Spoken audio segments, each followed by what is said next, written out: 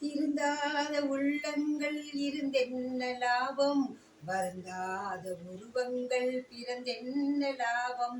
இருந்தாலும் மறைந்தாலும் பேர் சொல்ல வேண்டும், இவர் போல யாரென்று சொல்ல வேண்டும், இவர் போல யாரென்று சொல்ல வேண்டும். என்ன மேடம் பாட்டு பலமா இருக்கு? ஆமாப்பா, தீபாவளி வந்துருச்சுல்ல. வருஷம் நானும் வீடியோ போட்டுட்டு தான் இருக்கேன். தீபாவளிக்கு பட்டாசோட தீபாவளியை கொண்டாடாதீங்க. தீ விபத்து இல்லாத தீபாவளியை கொண்டாடுங்க. பட்டாசை தவிர்த்து தீபாவளியை கொண்டாடுங்க மக்களே.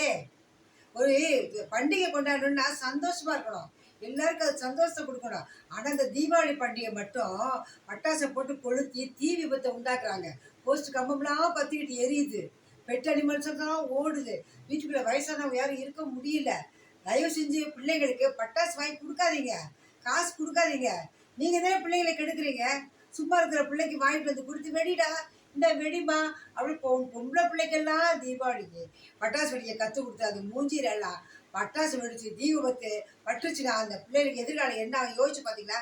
பொம்பளை பிள்ளைங்க மூஞ்சியில பட்டாசு வெடிக்கும் போது தீ விபத்து பட்டு மூஞ்சி அசிங்கமாக அகோரம் ஆயிடுச்சுன்னா அந்த பிள்ளைய எதிர்காலம் என்ன யோசிச்சு பார்த்தீங்களா? ஏன் பட்டாசு பட்டாசு பட்டாசுன்னு அலைகிறீங்க? இது இன்னொன்று கேவலமான விஷயம் என்னன்னா, கிறிஸ்தவர்களும் முஸ்லீம்களை விட பட்டாசு வெடிச்சு கொண்டாடுறாங்க.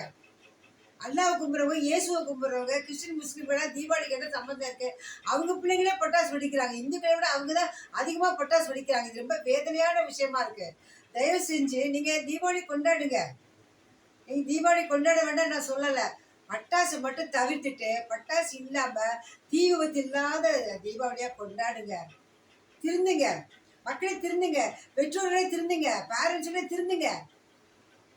என்னோட தாழ்மையான வேண்டுகோள்.